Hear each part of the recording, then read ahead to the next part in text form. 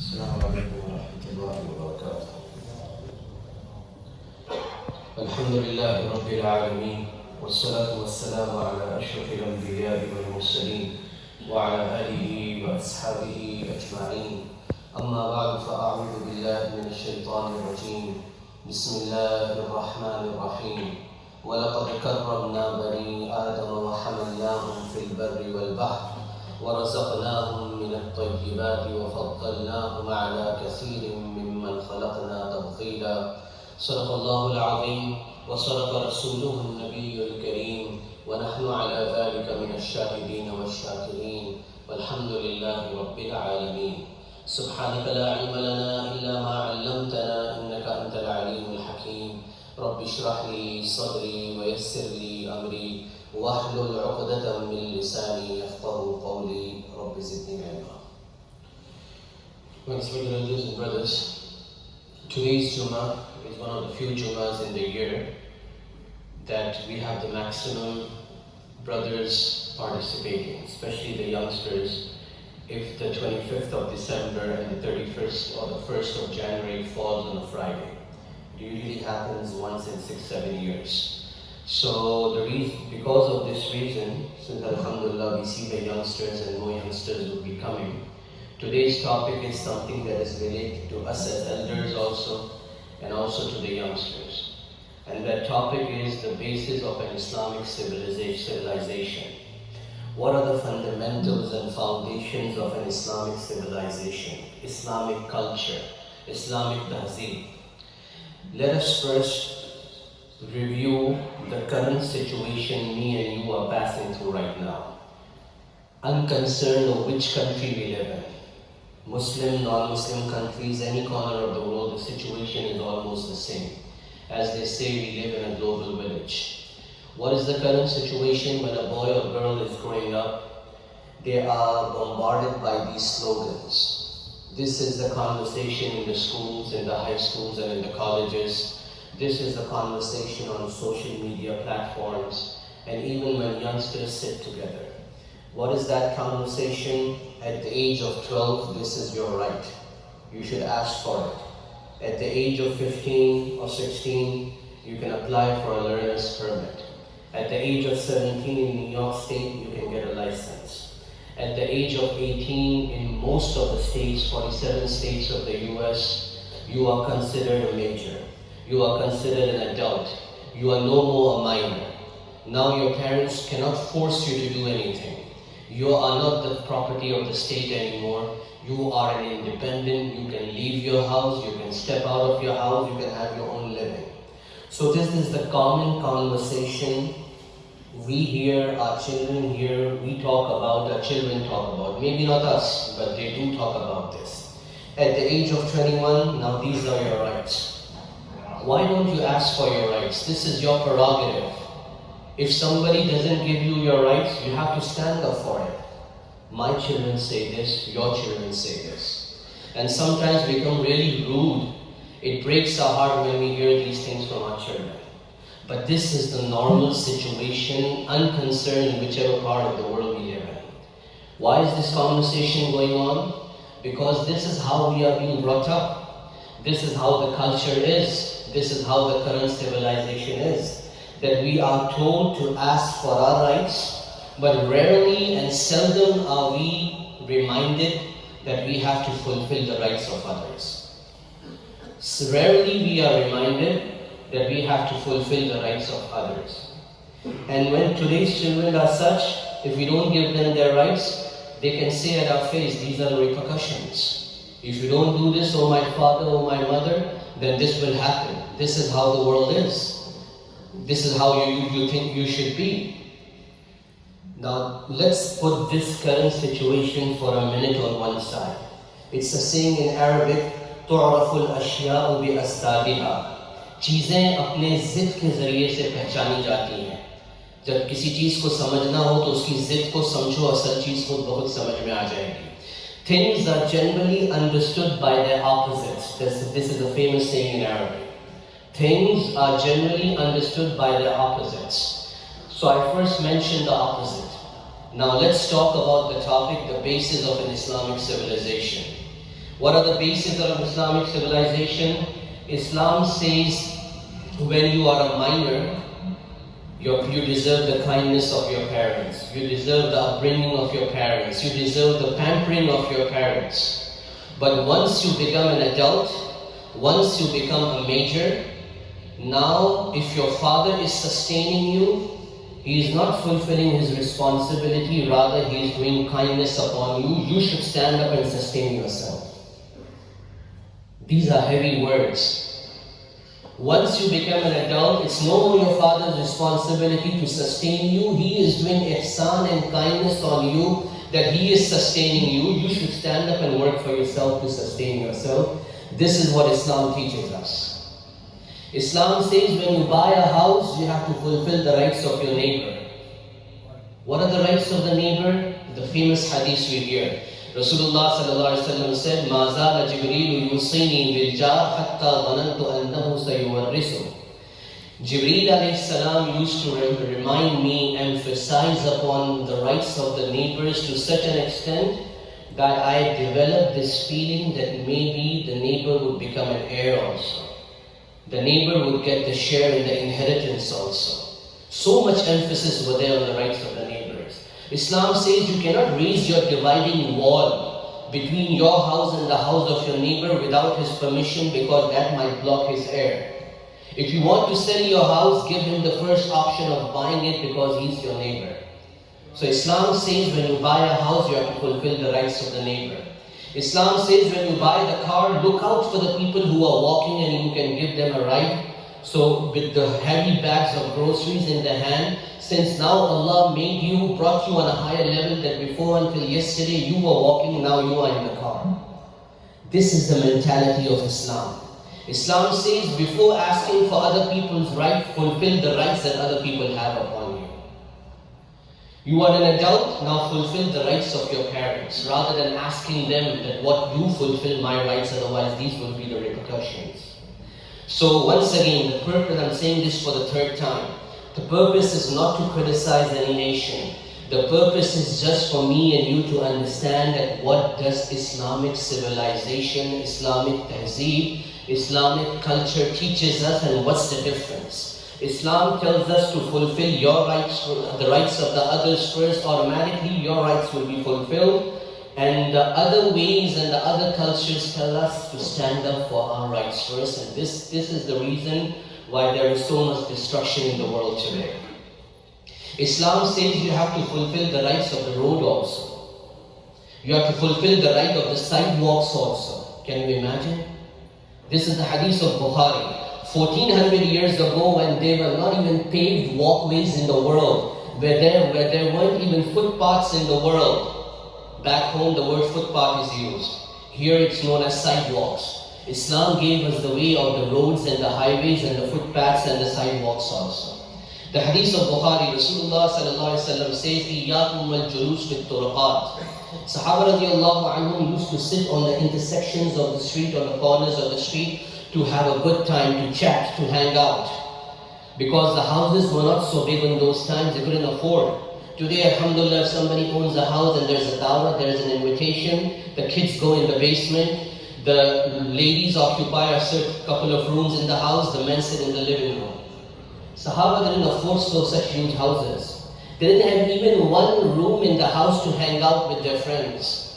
They used to sit on the corner of the streets. So Rasulullah sallallahu alaihi wasallam said, beware, don't sit on the corner of the street. Sahaba radiallahu anhum said, "Oh Rasulullah sallallahu alaihi wasallam, we need a place to sit down and have quality time. What should we do?" Rasulullah sallallahu alaihi wasallam replied, "If you really have to sit down, then you should fulfill the right of the footpath. You should fulfill the right of the sidewalks. You should fulfill the rights of the avenues and the roads." They said, "Oh Rasulullah sallallahu alaihi wasallam, what are the rights of the road and the sidewalk?" Rasulullah sallallahu alaihi wasallam gave 5 rights. Can you imagine? How many amongst us have heard it before? I don't need the answers from you. Answer yourself. How many of us have really heard this thing before? He gave five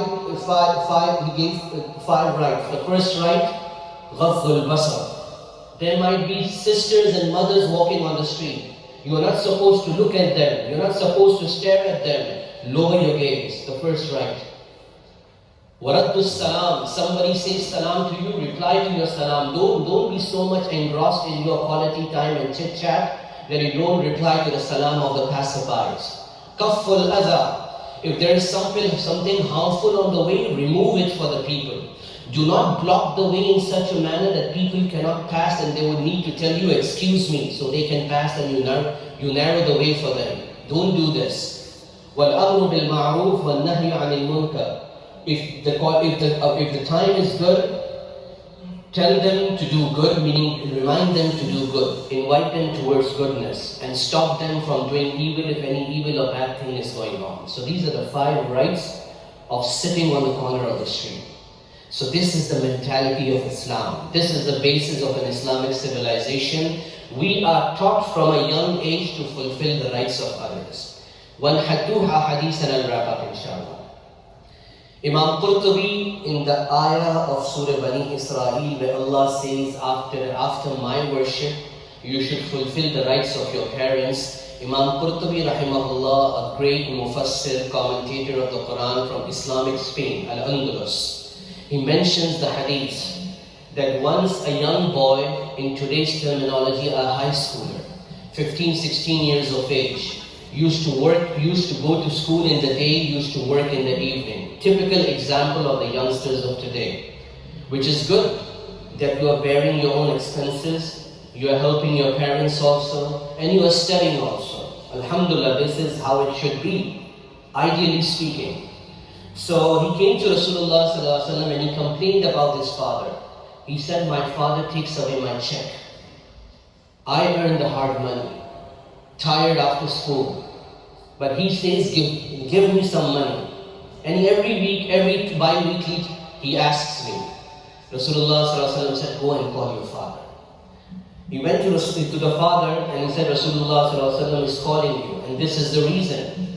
The father was really depressed. Eventually he started walking with the son. And he was uttering something that the boy could not hear. In the meantime, when Rasulullah sallallahu alaihi wasallam was waiting, Jibreel alayhi salam came down. And he said, when this father comes, ask him what he's saying in his heart. Unse pucho ki dil mein kya keh rahe the aap aate ho. When the father came to Rasulullah sallallahu alaihi wasallam, Rasulullah sallallahu alaihi wasallam said, your son complained so and so. The father said to Rasulullah sallallahu alaihi wasallam, the money I take from him, I'm a poor man. I spend it on myself. And I spend it on his aunts, the maternal aunt and the paternal aunt. Ask him, do I waste his money? Rasulullah sallallahu alaihi wasallam understood. Ishare se jawab diya, and he's nodded his head. I understood. I don't need any more evidences or dalil. That's it. And then he said, what were you uttering when you were coming to me? The Sahabi said, Rasulullah sallallahu alaihi wasallam, hum jo bhi sochte hain, Allah paak aapko bata dete hain. Whatever comes in our mind, whatever we think, Allah opens up for you. Indeed, this is a sign that you are a true prophet. So he said, while I was coming, I was depressed. And I transferred my emotion, I went down memory lane. And whatever treatment I had given to my child, I composed it in a poem. And then he started reading that poem. It's a long one. I'll just give you a summary of the translation in English. It's an Arabic poem, sure, they used to speak Arabic. So this is how he started.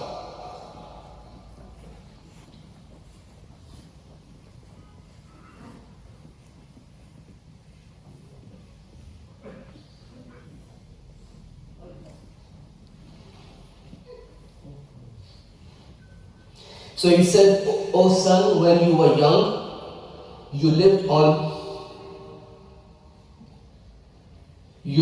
my money, on my earnings. When you used to be sick, I spent the whole night remaining awake and restless because of your sickness. When an outsider would come in this state, he would think as if I am sick and not you, because of the restless eyes and the restlessness he would see me tossing on the bed. And I used to shed tears throughout the night. I was always afraid that whenever you left home, I was always afraid that something would happen to you. Though I knew that the time of death is fixed, being neither early nor late. Whenever the kids leave home, even kids of my age, our parents tend to tell us, "Khayal se gaadi chalana, be careful, don't speed." So we tend to get frustrated. I'm a grown up, I have my own children. What's wrong with you, father? What's wrong with you, mother? That's it. So this is what he's saying. Said, whenever you were away, I used to tell you, do this, this, this. Though I knew whatever Allah has destined for you will happen. मौत नसीब में होगी तो होगी, फिर भी मैं अपनी चाहत और मजबूरी और ममता जिसको कहते हैं उसकी वजह से फिर भी मैं आपको समझाता था. When you became mature, and this was the day I was looking forward to, how did you return my softness and my upbringing? You returned it with hard-heartedness and harshness, as if you are doing me favors and I'm not doing favors to you. So the father is saying to the son, if you are not able to fulfill my right as a father, you could have at least given me what a good neighbor gives to another neighbor. When this poetry came to an end, Rasulullah sallallahu alaihi wasallam became emotional. Tears rolled down his cheeks. The father looked at Rasulullah sallallahu alaihi wasallam and he looked at the father.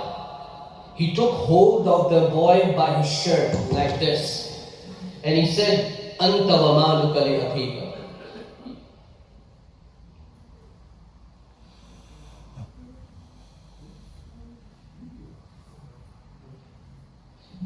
You and your property belongs to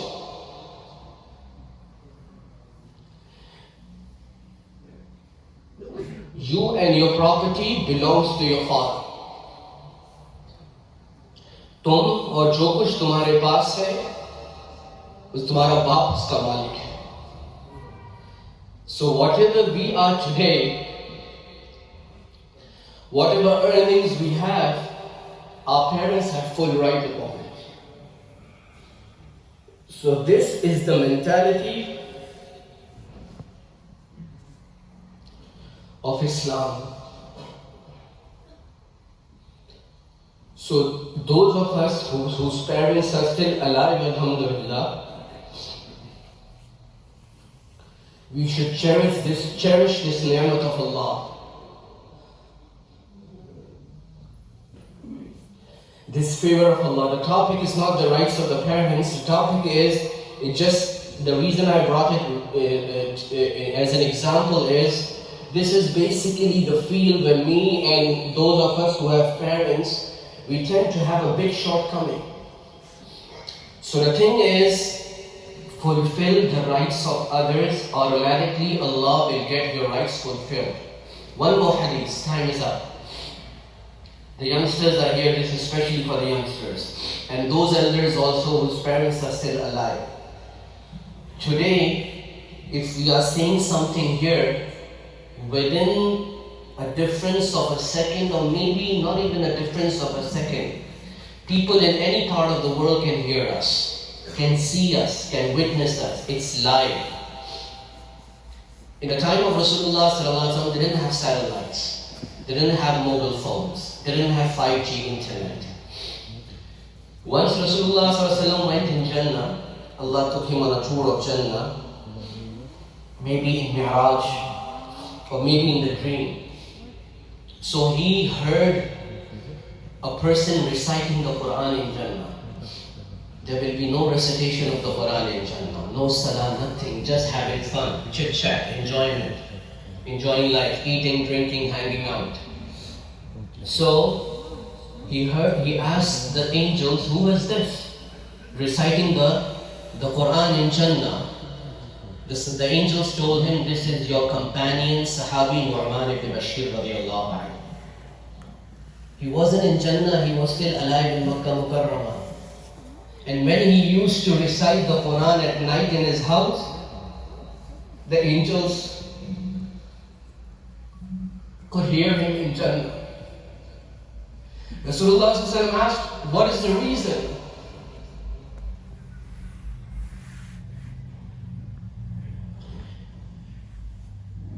He said he is good with his mother.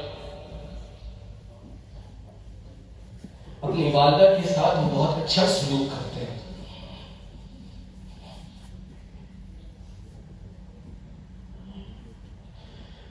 So my respected elders and brothers, as believers, as Muslims, we are the da'is, we are the ambassadors of Islam in this part of the world.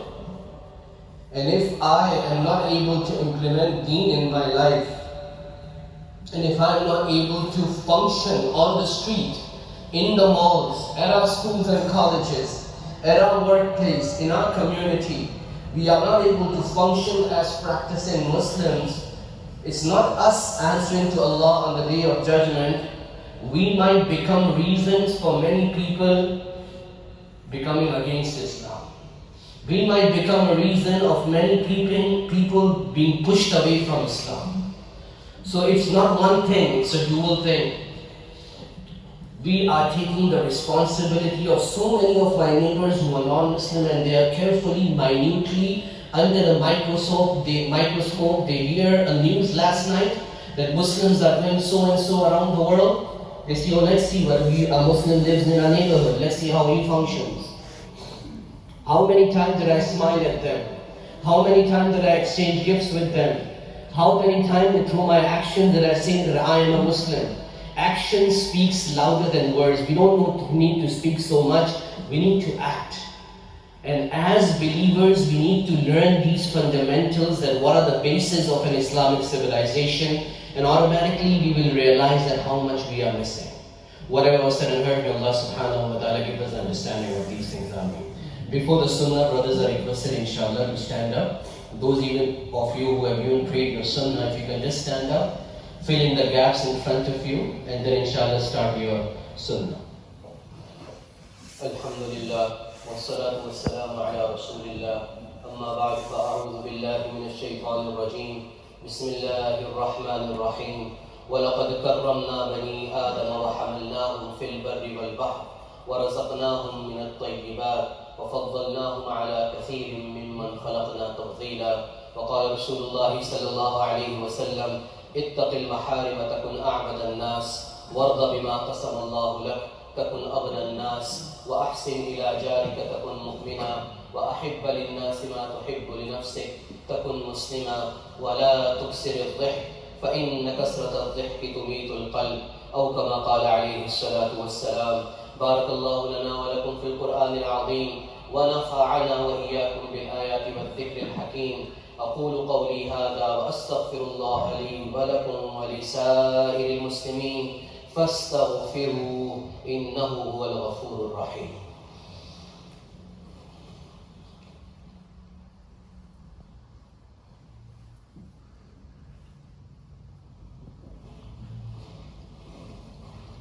الحمد لله وحده، والصلاة والسلام على من لا نبي بعده. أما بعد، فأعوذ بالله من الشيطان الرجيم. إن الله وملائكته يصلون على النبي يا أيها الذين آمنوا صلوا عليه وسلموا تسليما.